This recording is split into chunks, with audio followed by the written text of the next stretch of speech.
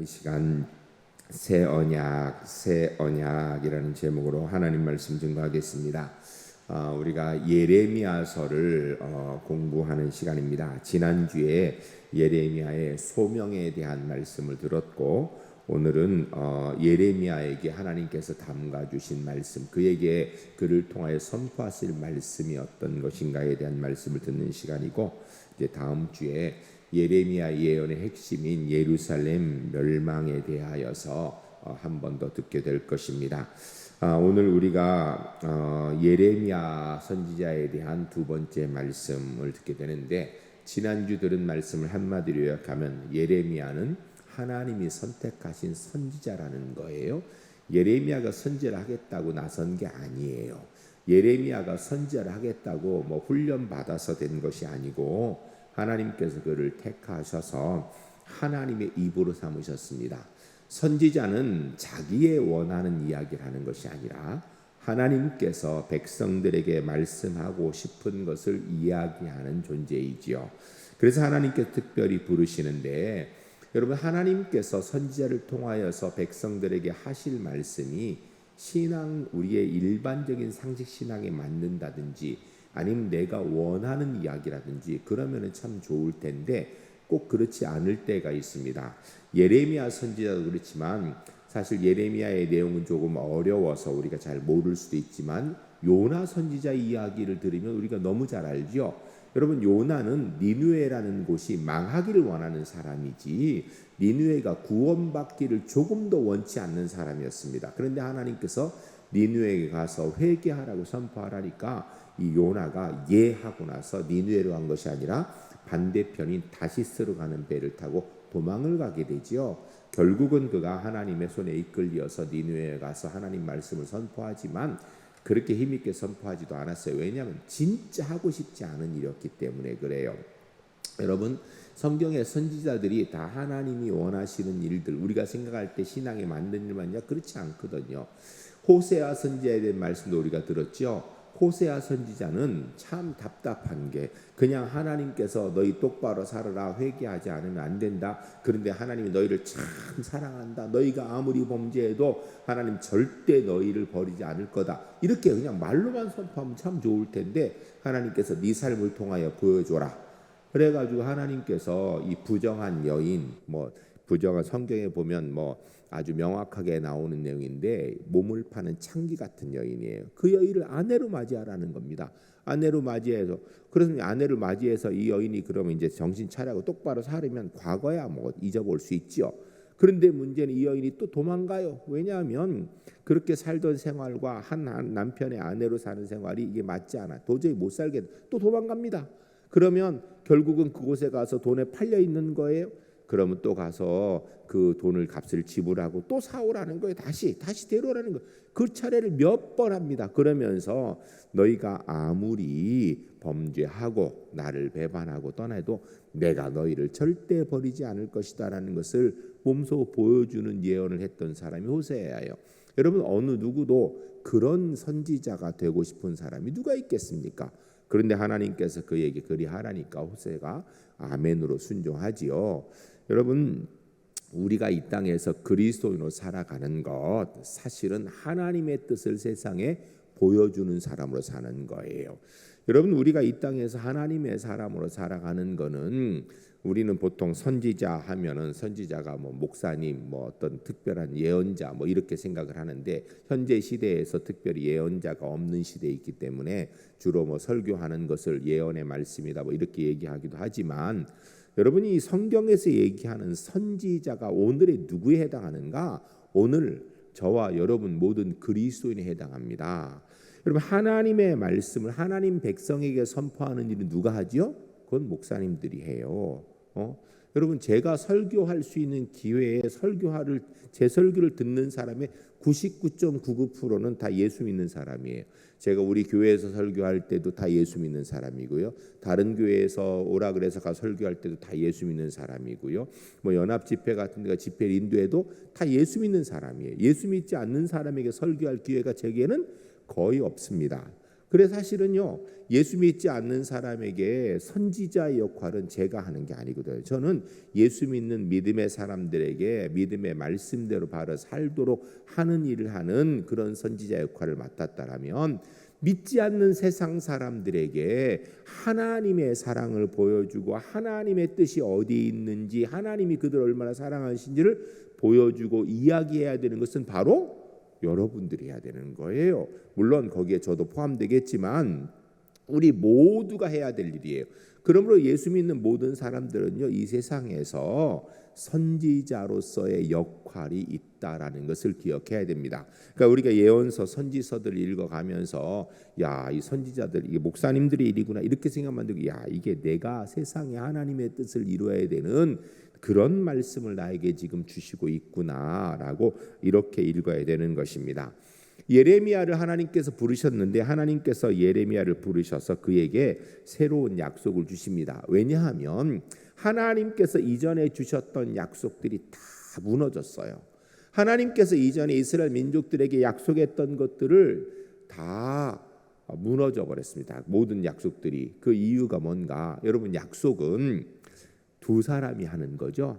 최소한 두 그룹, 세 그룹, 네 그룹 될 수 있지만 최소한 한쪽이 약속으로 다른 한쪽이 약속을 받는 거예요. 그런데 이 약속이 지켜지려면 약속을 해준 사람도 지켜야 되지만 약속을 받은 사람도 그 약속을 붙들고 기다리고 그 약속을 따라 살 수 있어야 약속이 완성되는 거예요. 근데 하나님께서 이스라엘 백성에게 많은 선지를 통하여 주신 약속, 그게 뭔가? 아까 우리가 잠깐 들었지만 호세아 선지자를 통해 너희가 아무리 배반해도 내가 너희 절대로 버리지 않을 거니까 나만 섬겨라. 절대 우상 섬기는데 빨리 돌이켜라. 지금이라도 돌이키면 내가 너희를 절대 버리지 않겠다. 이 약속을 주셨는데 문제는 이스라엘이 그 말씀에 대해서 전혀 지키질 않았거든요. 하나님은 끊임없이 약속을 주셨는데 문제는 하나님의 백성인 이스라엘이 그 약속을 붙들고 기다리고 참고 견디며 하나님 바라보는 삶을 살아야 되는데 그리하지 못했어요. 결국 그 약속이 다 무너져 버린 겁니다. 그래 결국은 이스라엘 사람들이, 유대인들이 생각할 때 그들에 있어서 마음에 가장 중심이 되는 것이 성전이고요. 그 성전이 있는 예루살렘, 그들이 비록 우상을 섬겨도 그들의 마음속에 뭐가 있는가? 거기가 마음의 고향이에요. 우상을 섬기며 하나님의 뜻을 지키지 않은 삶을 살면서도 그들에게 있어 가장 중요한 마음의 고향이 어디 있는가? 예루살렘 성전이고, 그리고 그 성전이 있는 예루살렘이었어요. 그것을 가장 잘 알 수 있는 것이 이스라엘 역사를 보면 통일왕국이 있고 분열왕국이 있죠. 통일왕국은 그 첫 번째 왕이 사울, 두 번째 왕이 다윗, 세 번째 왕이 솔로몬이죠. 그리고 솔로몬의 아들 르호보암 때 나라가 나뉘게 됩니다. 많은 사람들이 생각할 때 르호보암이 잘못해서 나라가 나뉜다. 그것도 맞습니다. 틀리진 않지만 근본적으로 그 나라가 나뉘는 원인을 제공하는 진짜 나라를 나눈 사람이 솔로몬이에요. 솔로몬이 하나님 앞에 우상 숭배했습니다. 성전을 지어놓고 결국 나중에 그 성전에 우상 섬기는 단을 만들어 놓고 섬겼던 사람이 솔로몬이에요. 그리고 결국은 하나님께서 솔로몬의 때에 나라를 나누실 수도 있었지만 그 아버지 다윗을 생각해서 솔로몬의 때는 나라를 나누지 않으십니다. 그래 그냥 보존해요. 그 얘기는 뭐냐면 솔로몬이 돌이켜 회개하면 나라를 안 나누신다라는 거예요. 나라를 무너뜨리지 않으신다라는 겁니다. 그런데 문제는 솔로몬이 결국은 우상 숭배하는 걸로 인생이 마치게 되죠. 물론 끝에 가서 회개했다 하지만 결국은 우상 숭배하는 문을 열어놓고 그것을 전혀 막질 않습니다. 결국 그리하여서 나라가 둘로, 그 아들 르호보암 때 나눠지는데, 르호보암이 왕이 되었을 때 나라가 나눠지게 되는데 르호보암을 중심으로 유다 지파, 베냐민 지파가 유다 나라가 되어지고, 여로보암 지파의 에브라임 지파의 여로보암이라는 장군을 중심으로 나머지 지파들 10개가 다 모여가지고 세운 나라가 북왕국 이스라엘이에요. 그러니까 남왕국 유다와 북왕국 이스라엘로 이렇게 나눠지게 되는데, 남왕국 유다가 어느 지역을 차지하냐면 예루살렘 지역을 가지고 그 밑에 지역을 이렇게 차지하게 됩니다. 거기를 왕국을 중심으로 하게 되고, 북왕국은 그 윗지방인 세겜과 그 윗지방 전체를 맡아. 그래서 북쪽에 있다도 북왕국 이스라엘이라, 남왕국 유다다. 유다라는 지역 자체가 원래 그 이스라엘 땅 보면 이스라엘 땅이 좀 길은데 거기 중간 지역이 유다 지역이거든요. 그런데 이 유다라는 지역 자체가 이 밑에 지역을 갖게 되고 윗지역을 갖기 때문에 북왕국, 남왕국 이렇게 해서 유다, 남왕국 유다, 북왕국 이스라엘 이렇게 나눠지게 됩니다. 북왕국 이스라엘에 10개 지파가 있고 남왕국 유다에 2개 지파가 있으면 어느 쪽이 힘이 센 거예요? 말할 것도 없이 북왕국 이스라엘 힘이 센 거지요. 그런데 문제는 여로보암이라는 사람이 이 나머지 10개 지파를 전체 다 가지고 왕국을 세웠는데, 이 문제는 이스라엘, 이 북왕국 이스라엘 속한 나머지 10개 지파 사람들이 자꾸 예배드리러 어디를 가냐면 남왕국 유다가 있는 그 예루살렘 예배드리러 자꾸 가요. 왜? 거기가 자기들의 마음의 고향, 신앙의 고향이거든요. 자꾸 예루살렘을 가다 보면은 그들의 마음이 돌아가서 이 자기들을 떠나서 결국 이 남왕국 유다가 다시 합쳐질 것 같은 위험이 생기는 그런 정치적 위험을 느낍니다. 그래서 여로보암이 무엇을 하게 되냐면 산당을 몇 개 세워놓고 그곳에다가 그 우상의 제단, 금송아지를 만들어 놓고 너희를 인도하신 하나님이 바로 이것이다 하면서 섬기도록 합니다. 그렇게 해서 결국은 북왕국 이스라엘 사람들이 예루살렘에 예배드리는 걸 막아요. 그 성경에 보면요, 남왕국 이스라엘에도 물론 남왕국 유다에도 물론 우상 섬기는 왕들이 있고 악한 왕들이 있지만 북왕국 이스라엘에 있는 왕들은 선한 왕이 하나도 없습니다. 다 악한 왕으로 구별돼요. 그런데 그 악한 왕 중에 가장 대표적인 왕이라 그러면 첫 번째 왕인 여로보암이에요. 왜? 그가 우상을 만들어 놓고 하나님을 섬기지 않고 우상을 섬기는 일을 아주 본격적으로 시작하게 돼요. 이유는 자기 왕국 백성들의 마음이 떠날까봐 남왕국 유다가 있는 예루살렘에 예배드리러 가지 못하게 하려고 그 일을 한 거예요. 물론 뒤에 가면 나중에 아합이라는 아주 악한 왕도 나오고 그 아들 므낫세도 참 악하고 그 아들 아몬도 참, 물론 그 악한 왕들이 쭉 있지만 그 중에 가장 대표적인 악한 왕 하면 에브라임, 그리고 에브라임 지파의 이 여로보암, 그리고 그 다음에 가장 또 악한 왕이 아합. 예, 아유, 제가 아직 그렇게 늙진 않은데 자꾸 깜빡깜빡하네요. 아합 왕 이렇게 얘기를 합니다. 그 얘기 뭐냐면 결국은 이스라엘 사람들에게서 자기들의 마음의 고향, 신앙의 고향이 어디인가? 이 예루살렘 성전이고 성전이 있는 바로 예루살렘 땅이 그들의 마음의 고향인 거예요. 근데 지금 예레미야 선지자가 이제도 우리가 다음 주에 듣게 될 때 예언을 해야 되는 하나님이 새로 주시는 약속이 뭐냐?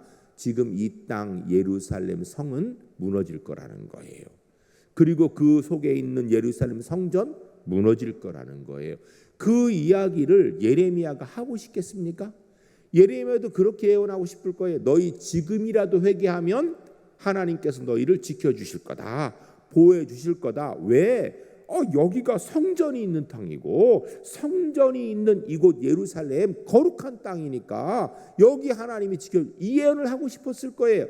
근데 하나님께서는 이미 너무 큰 약속을 계속해서 반복하여 어긴 그 이스라엘 사람들에게, 유다인들에게 너희가 이제는 여기에서는 안 된다. 그러니까 성전도 무너질 거고 그리고 예루살렘 성도 무너질 거다.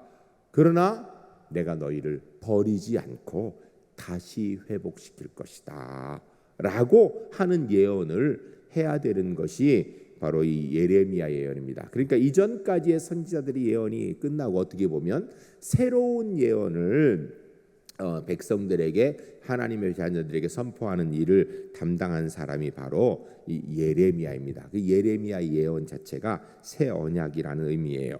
그 새 언약으로 하나님의 법에 순종할 수 있게 도우시는 성령님이 우리 안에 임하시는 그런 것들을 예언한 내용인데, 문제는 하나님의 법에 순종한다라는 것, 이게 참 중요한 개념인데요.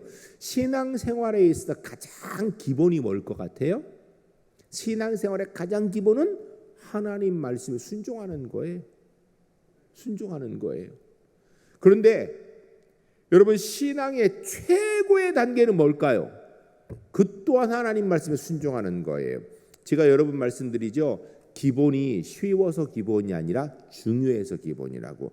신앙생활의 가장 기본이 뭔가? 하나님 말씀에 순종하는 거죠.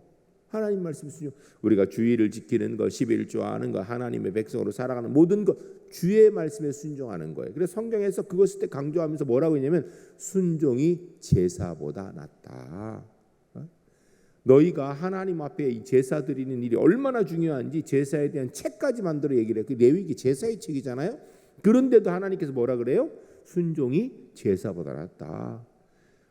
수양의 기름으로 드리는 그것보다 순종하는 게 낫다. 누구한테 한 얘기예요? 사울에게 한 이야기죠. 사울이 하나님의 명령에 순종하지 않았어요. 그리고 그가 이야기합니다. 사실은 욕심이 나서 자기가 많은 살찐 우양들은 다 전쟁에서 가지고 돌아왔습니다. 그런데 사무엘 선지자 이 양소리 뭐냐고 그랬더니 아이고 이 하나님 앞에 제사 드리기 위해서 정말 이 기름진 양들, 기름진 소들은 이렇게 가져왔노라고 이렇게 얘기합니다. 그러니까 사무엘 선지자를 통해서 하나님께서 하신 말씀이 순종이 제사보다 낫다. 우양의 기름으로 드리는 제사보다 순종하는 것이 더 중요하고 우선된다라는 말씀을 하지요. 여러분, 우리의 신앙생활에서 가장 기본이 뭔가? 하나님의 말씀에 순종하는 거예요. 하나님을 믿는다라는 게 뭔가? 순종하는 거예요. 내가 믿는다고 말은 하는데 순종하지 않아요. 그럼 믿는 거 맞아요? 내가 하나님 사랑한다고 얘기해요. 근데 하나님 말씀을 안 들어요. 사랑하는 거 맞아요? 내가 열심을 다하여서 생명을 다해서 하나님을 섬긴다 그래요. 근데 하나님 말씀을 순종 안 해요. 그럼 하나님 섬기는 거 맞아요? 여러분, 신앙생활의 가장 기본이 순종입니다. 그런데 신앙의 최고봉이 뭔가? 그게 순종이에요. 순종이에요. 우리가 보통 믿음의 조상 하면 누굴 얘기하죠? 아브라함을 이야기합니다. 아브라함이 믿음의 조상으로 인정받았던 이유들을 여러 가지로 이야기하지만 결정적인 건 한 가지를 성경이 이야기하죠. 독자 이삭을 바치라 할 때 순종한 거예요. 하나님께서 아브라함에게 많은 약속을 주셨습니다. 그 중에 가장 대표적인 것이 내가 내 후손에게 복을 주어서 후손이 하늘의 무별처럼 바닷가의 모래처럼 많게 될 것이다 그랬는데 문제는 정작 아브라함이 자식이 없어요. 하나님의 약속이 너무나도 분명하니까 이게 하나님의 약속이 자기와 자기의 부인 사레와의 관계에서 태어난 자식이 아닌가 보다. 사레도 그렇게 생각을 해서 사레의 여종 하가를 아내로 주어서 그를 통하여서 자녀를 보려 그래요. 그 전에는 또 뭐 어떻게 해요? 그 집에서 길리운 종 엘리에셀을 통하여서 하나님의 뜻이 이루어지는가 생각해서 그렇게 하려고 그래요. 근데 하나님께서 다 아니라 그럽니다. 그런 가운데 하나님의 놀라운 기적의 역사로 아들을 얻습니다.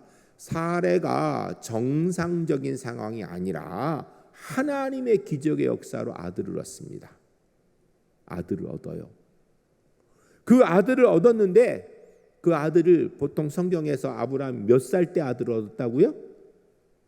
네? 몇 살이에요? 100세에. 그러면 그때 사례는 몇 살이에요? 10살 차이입니다. 90살에. 그러면 그때는 아이를 가질 수 없는 나이죠. 그러니까 절대긴 하나님의 은혜로 이삭이 생긴 거예요. 이삭이 생겨서 그를 통하여서 이제 하나님의 역사가 이루어지겠다구나 약속도 있었고 그래 기대하고 있는데 그가 잘 자라고 있는데 문제는 이삭 동생이 또 있었는데 이삭 동생도 없습니다. 그런 가운데 이삭이 어느 정도 자랐는데 하나님께서 어느 날 말씀하시기를 아브라함아, 예, 너 나 사랑하냐? 예. 그러면 너 내가 시킨 대로 할 거냐? 예. 너 네 독자 이삭 나한테 번제로 바쳐라. 아브라함이 예 그럽니다. 내가 내게 지시할 땅으로 가라. 그곳에 가서 독자 이삭을 나한테 번제로 바치라. 그러니까 그 다음날 아침에 아브라함이 일찍 일어나서 종과 자기 아들 이삭을 데리고 장작을 싣고 그리고 번제하러 갑니다. 3일 길을 갔다고 성경이 돼 있어요. 3일 길을 가서 하나님이 지시한 곳에 딱 이르게 되니까 이제 산에 올라가야 되니까 종은 밑에 있으라 그러고 장작을 아들에게 지웁니다. 이색에. 그래서 산에 올라가요. 올라가는데 아들이 물어요. 아버지, 하나님께 번제 제사를 드리는데 장작 여기 있고 불도 있는데 제물은 어디 있냐고, 예물은 어디 있습니까? 그랬더니 아브라함이 뭐냐면 하나님이 예비하실 것이다. 그리고 산에 딱 올라가 가지고 장작을 다 쌓아놓더니 이 노인 아버지가 젊은 이삭을 묶어버려요. 묶어가지고서 올려놓습니다. 그리고 죽이려고 그래요. 여러분, 번제라는 것은요 그냥 목을 잘라 죽이는 게 아니에요. 자기 아들을 목 잘라 죽이는 것도 참 쉽지 않지요. 칼로 찔러 주는 건 쉽지 않아요. 그런데 번제는요 각을 떠서 목부터 배까지 이렇게 각을 뜬다는 이야기예요. 그걸 잘라서 그리고 이쪽으로 다 떠서 그 안에 있는 피를 다 빼고 내장을 다 빼고 그리고 그것을 이렇게 올려서 태워드리는 게 번제예요. 그 칼로 잡아야 돼요. 아들을 그냥은 안 되는 거예요. 그래 칼로 잡으려고 하니까 그때 하나님께서 급하게 아브라함아 네가 나를 사랑하는지 아니까 멈춰라. 내가 이 재물을 저쪽에 준비했으니 가서 그 수양이 뿔리에 걸려 있는 거 데려다가 그거 잡으라 이렇게 얘기해요. 그 사건을 통하여서 아브라함이 하나님 앞에 인정받는 믿음의 조상이 된 이유가 뭐 여러 가지가 있지만 히브리서를 통하여서 이야기하는 것은 그가 하나님을 믿으니 그가 하나님 앞에 그 믿음이 의가 되었다라고 이렇게 얘기하죠. 그 내용의 핵심의 내용이 뭐냐면 독자 이삭도 하나님 앞에 아끼지 않고 바치라고 하니까 예하고 순종했다라는 거예요. 순종이 신앙의 최고봉이에요. 여러분, 신앙생활의 시작도 순종이고요 신앙생활의 최고봉도 순종이에요. 그러니까 작은 것 하나까지도 하나님 뜻에 순종하는 것, 이게 신앙생활이에요. 순종이 곧 믿음이고요 순종이 곧 거룩입니다. 순종이 하나님 앞에서 열심이에요. 순종 안 하고 나서는 하나님의 뜻을 이룰 수 없습니다. 하나님의 뜻에 말씀에 순종하는 것, 이 순종이 신앙의 기본이고 순종이 사실은 가장 어려워요. 가장 기본인데 문제는 그 순종해야 되는 내용에 따라서 우리가 순종하기가 어려운 게 굉장히 많습니다. 여러분, 우리가 이 땅에서 하나님께서 만일에 너 주머니에 있는 것 중에 1,000원짜리 하나 꺼내서 내 뜻대로 써라 하면 하기 쉬워요, 어려워요? 쉬워요, 어려워요? 쉽지요? 근데 이제 하나님께서 하신 말씀이 너 집 팔아서 내 뜻대로 써라. 그럼 어떻게 해요? 쉬워요, 어려워요? 정확하게 얘기해. 쉬워요, 어려워요? 어렵지요? 혹시 그거 쉽다고 생각하는 사람 있으면요 그거 좀 잘 돌봐줘야 돼요. 쉬운 거 아니에요. 그런데 여러분, 그런 것도 어려운데 그런 게 아니라 하나님께서 내가 저 사람하고 싸웠어. 아무것도 아니니까 내 서로 자존심이 상해 싸웠어. 근데 하나님께서 너 자존심 굽히고 그 사람한테 가 네가 먼저 화해 손 내밀어라 라고 하면 그거 하기 쉬워요, 어려워요? 쉬워요, 어려워요?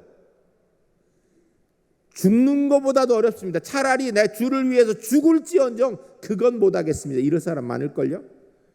내가 차라리 믿음 지키느라고 죽을 수는 있지만 내 자존심을 버려가면서 저 인간 앞에 무릎 꿇는 것, 하나님 나 그거는 못하겠어요. 이런 사람 많을걸요? 여러분, 그런데 내가 내 자존심도 내려놓고 나를 포기하고 주님의 뜻이라면 사람들이 오해해서 비난할지라도 묵묵히 그 길을 갈, 그게 순종이에요. 이 신앙의 최고봉입니다. 우리 주님께서 십자가를 앞에 두시고 겟세마네 동산에서 기도하셨습니다. 기도할 때 뭐라고 기도하셨어요? 아버지여, 모든 것이 아버지의 손에 있는 줄로 믿습니다. 뭐예요? 하나님의 뜻 가운데 모든 것이 되어지는 거 확실히 안다라는 거. 그래서 하실 수만 있다면 이 잔을 내게서 물리시옵소서. 하실 수 있죠, 당연히. 그런데 그 다음 뭐라 그래요? 그러나 내 뜻대로 마시고 아버지의 뜻대로 하옵소서. 그리고 예수님께서 순순히 십자가에 달리셔서 돌아가십니다.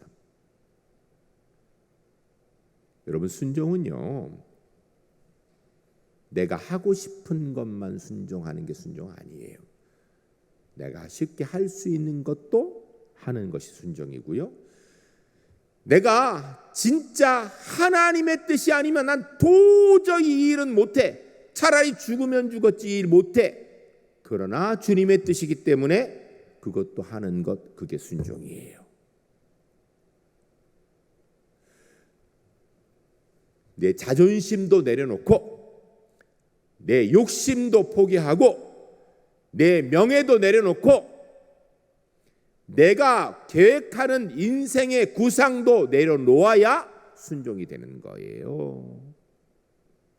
아주 간단하게 내 생각과 내 욕심과 내 자존심과 내 뜻과 하나님의 말씀이 같으면 모르지만 다르면 무조건 하나님의 것을 선택하는 것, 이게 순종이거든요. 순종이 어렵습니다. 여러분, 우리가 자존심이 얼마나 세요, 사실은요. 근데 이 자존심이요, 모든 사람한테 다 세지 않죠. 보면 이 경우에는 뭐 그 자존심이 안 세워진대. 여기 가면은 자존심이 팍 올라와 가지고 내가 목에 칼이 들어와도 안 돼. 그렇잖아요, 그죠? 이게 그래요. 똑같은 대우를 받았는데 이 사람한테 대우받는 거는 뭐 그럴 수 있다 이 생각이 드는데, 이 사람한테 그 대우를 받으면 자존심이 확 상해서 내가 죽었으면 죽었지 이거는 못 참아, 이렇게 되거든요. 그것도 내려놔야 되는 거예요. 근데 문제는 여러분, 그게 잘 됩니까? 안 되지요. 우리가 하나님 앞에 온전히 순종하는 건요, 내 육정의 능력으로 내 이성의 판단으로 하는 게 아니에요. 성령 하나님의 은혜로 하는 겁니다. 순교하는 것도 성령 하나님의 은혜로 하는 거고요. 내 자존심 내려놓을 수 있는 것도 성령 하나님의 은혜로 하는 거고요. 내 욕심 내려놓을 수 있는 것도 성령 하나님의 은혜로 하는 것이지, 한마디로 얘기하면 예수 믿는 사람으로 살아가는 것, 이거 내 의지의 결단만으로 할 수 있는 게 아니에요.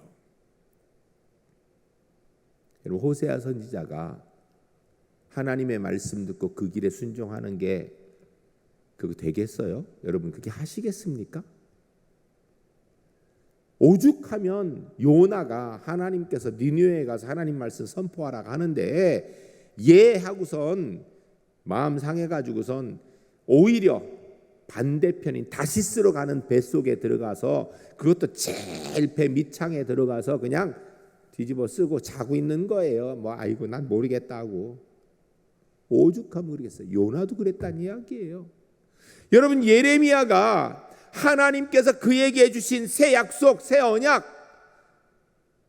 그거 선포하는 게 쉽겠습니까? 예레미야도 유대인이거든요. 모든 히브리인들은요, 예루살렘 성전에 대한 마음이 누구보다도 강해요. 예루살렘에 대한 생각이 누구보다도 강해요. 그런데 그것이 무너진다는 예언을 해야 되는 상황이니까 하나님의 말씀 따라서 순종하는 게 쉽습니까? 어렵습니다. 우리가 보통 예레미야를 눈물의 선지자라고 이야기합니다. 왜 눈물의 선지자인가? 자기 백성에게 자기가 하고 싶지 않은 예언, 그런데 그것이 너무 내 백성에게 지금 당장에 고통되는 일이기 때문에 그것을 이야기하는데 눈물 없이는 이야기할 수 없어서 눈물의 선지자예요. 여러분 어떻습니까? 내가 눈물을 흘려가면서 가슴을 쳐가면서 정말 안타까운 마음을 가지고 있으면서도 주님의 뜻이라면 순종할 수 있으시겠습니까? 우리는 예레미야 선지자를 통해 예레미야서를 읽을 때 그것을 배우지 못한다면 예레미야 선지서를 잘못 읽는 거예요. 여러분, 성경을 읽으면서 신앙생활하면서 내가 좋은 거는 아멘으로 받고 내가 별로 아닌 것은 그냥 외면하면, 그러면 안 되는 거예요. 예수님께서 오병이의 기적을 일으키실 때에는 보리떡 5개 물고기 2마리 가지고 남자 장정만 2만 명, 아니 5천 명, 그래 여자아이까지 최소한 2만 명 먹이실 때는 하나님의 뜻이니까 라고 하시고, 죽은 나사로를 살리실 때 죽은 지 나흘이나 돼서 썩은 데다가 풀풀 나는 나사로를 살릴 때는 하나님의 뜻이니까 라고 나사로야 나오라 큰 소리 땅땅 치시는데, 십자가는 내 도저히 이거는 못하겠다. 내가 무슨 잘못이 있어? 내가 무슨 십자가를 질 일을 내가 털같이 한 게 있는가? 오죽하면 같이 옆에 있던 강도조차 않은 여기가, 야 너하고 나는 십자가 질 나쁜 놈이지만 이분이 십자가 질 일이 뭐 있냐?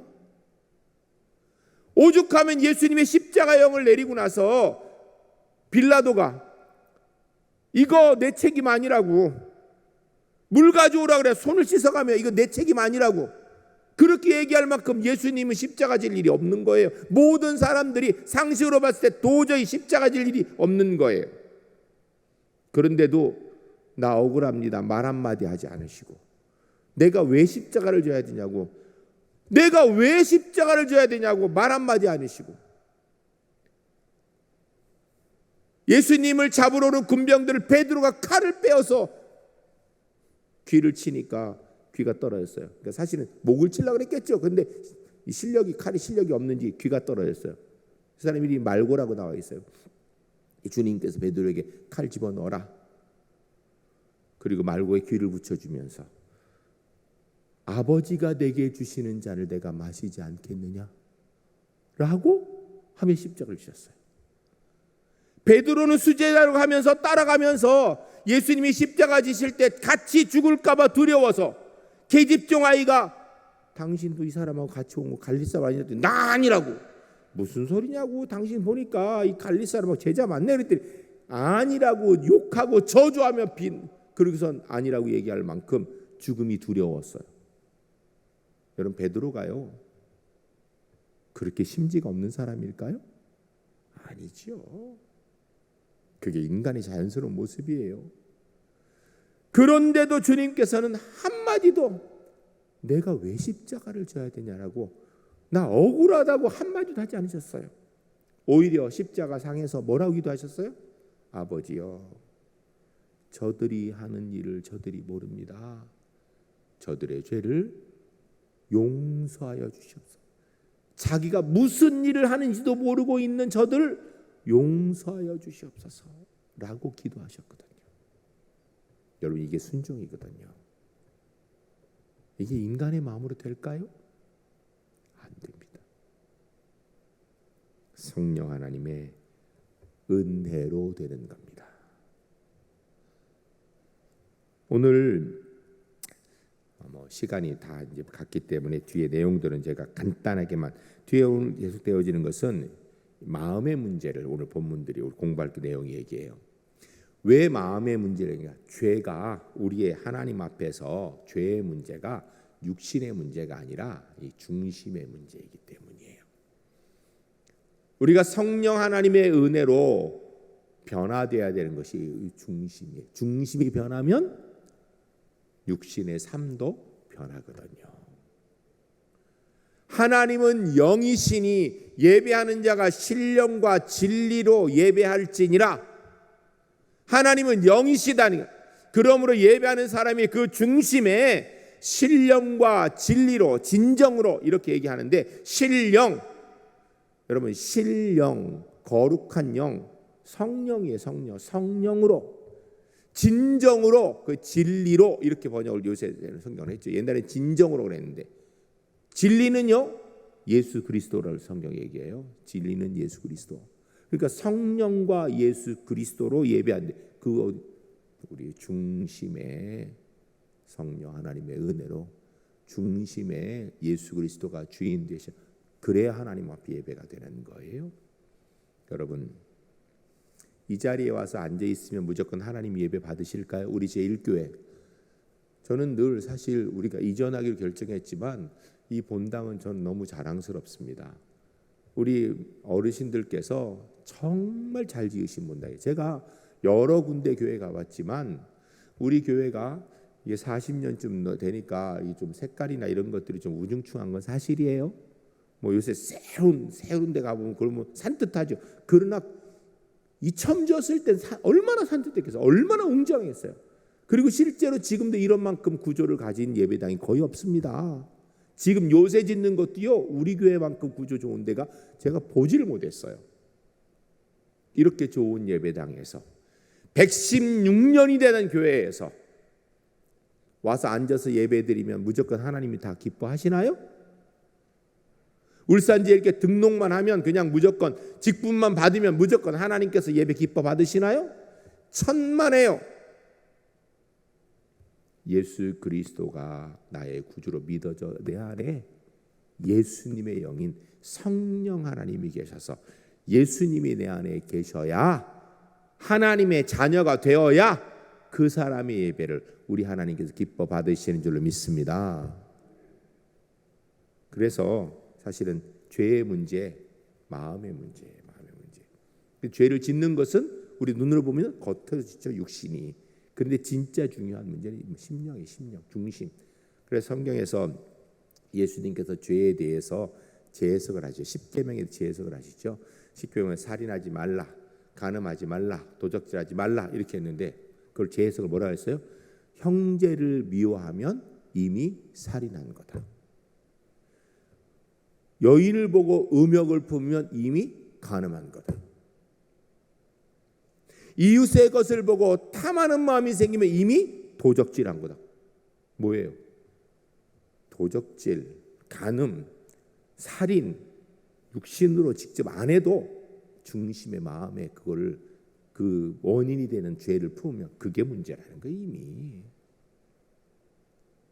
왜? 이유는요, 우리가 하나님의 뜻에 순종하는 것도 동일하거든요. 성령 하나님의 은혜로. 신앙생활을 만일에 우리가 예수님의 십자가상에 달렸던 한편 강도처럼 5분만 하고 아니면 10분만 아니 하루만 똑바로 하고 우리가 천국 갈 것 같으면 참 쉽습니다. 근데 문제는 우리가 오늘도 예수 믿어야 되고 내일도 예수 믿어야 되고 모레도 예수 믿어야 되고 천국 가는 그날까지 믿음 생활을 해야 되는 줄로 믿습니다. 근데 이게 어려워요. 이게 어렵다고요. 성령 하나님의 은혜가 아니고서는 우리가 주의 뜻대로 살기 불가능한 줄로 믿습니다. 그러나 성령 하나님의 은혜 가운데 있으면 누구든지 주의 은혜 가운데 하나님 백성으로 승리하게 되는 줄로 믿습니다. 여러분, 예레미야 선지자가 하나님의 말씀을 이스라엘 백성들에게 전할 수 있는 주의 뜻에 순종하는 능력이 바로 거기 있는 거예요. 전 우리 울산제일교회 성도님들이 하나님의 말씀에 따라 우리의 삶의 작은 호흡부터 삶의 모든 것까지 내 생명까지 그리고 내 자존심도 내 욕심도 내 체면도 다 주님의 뜻에 따라서 순종하는 하나님의 사람 이 땅에 꼭 되어질 수 있기를 주의 이름으로 간절히 축복합니다. 기도하겠습니다.